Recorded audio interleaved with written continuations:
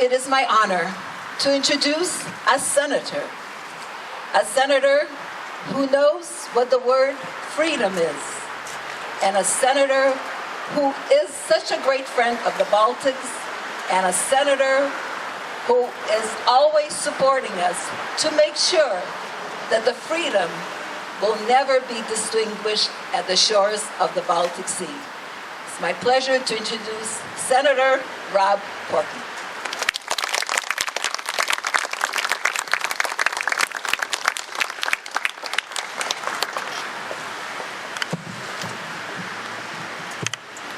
Ingrid, thank you. It is a great pleasure to be here. Of course, I've driven by the gardens many times and looked up and wondered what was the history of this place. And today we'll learn more about that.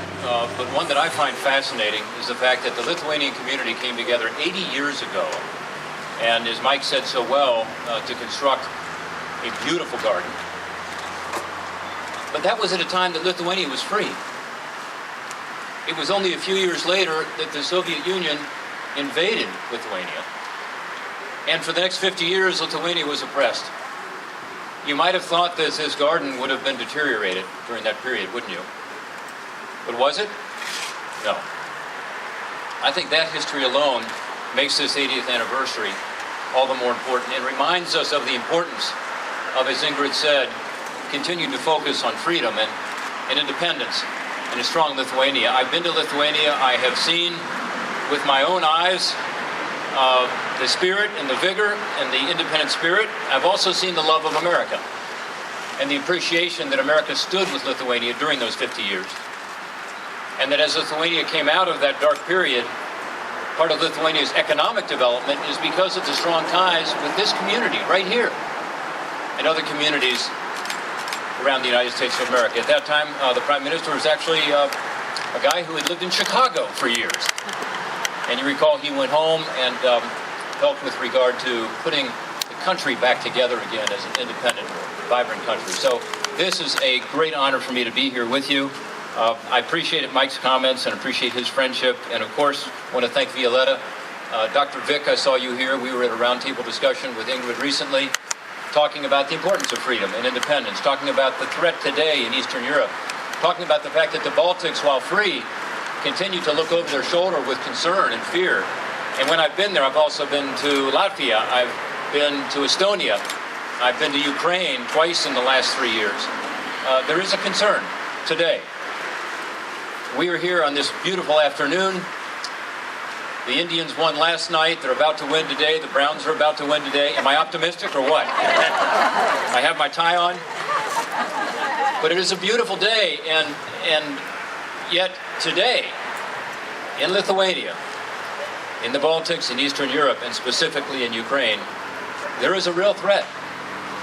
And that threat, unfortunately, is reminiscent of a threat from 70-some years ago.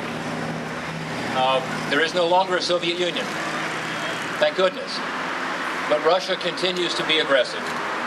And whether it's the shores of the Baltics, as Ingrid said, and no one has stood up more than Ingrid and her husband and their family, or whether it's on the eastern border of Ukraine, and what's just happened in Crimea, where again, for the first time since World War II, you had a country step in and annex another country's land.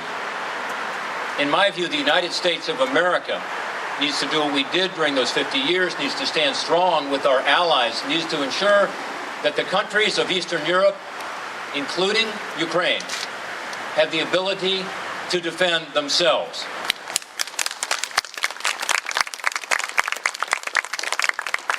One of the legislative initiatives that I have spearheaded in my time over the last 5.5 years representing you in the United States Senate is to stand up for that part of the world, but specifically to draft legislation that is bipartisan, that talks about how the United States of America needs to be a better partner with these countries, including Lithuania, in dealing with a disinformation campaign that is not a traditional war, but in many respects it feels like the same thing in some of these countries.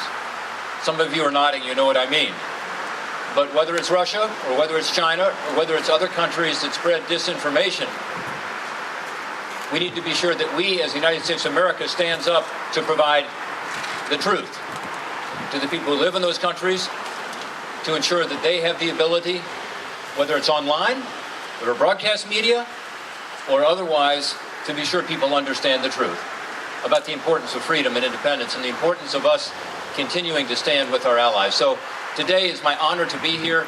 I am here being overlooked by a great statesman from Lithuania, two great poets from Lithuania, and I want to read to you something that one of the poets said. This poet was Vinkas Kudirka. How's my Lithuanian? Pretty bad. So this is what Kudirka said, again, looking over us today. He called Lithuania, and I quote, the land of worthy heroes. He said, this land of worthy heroes will preserve and secure its freedom because it will, and I quote, draw strength and vigor from its history. I think those words are important today on this 80th anniversary as we look at what's happened over the past 80 years, as we're here in this beautiful garden, as we celebrate that great history and the contributions of generation after generation of Lithuanian Americans right here in Cleveland. We need to ensure that we continue to have a free and independent Lithuania, and that we continue to honor those words. This land of worthy heroes must continue the fight, and we will be there with them. Thank you, and God bless you, and thank you for having me.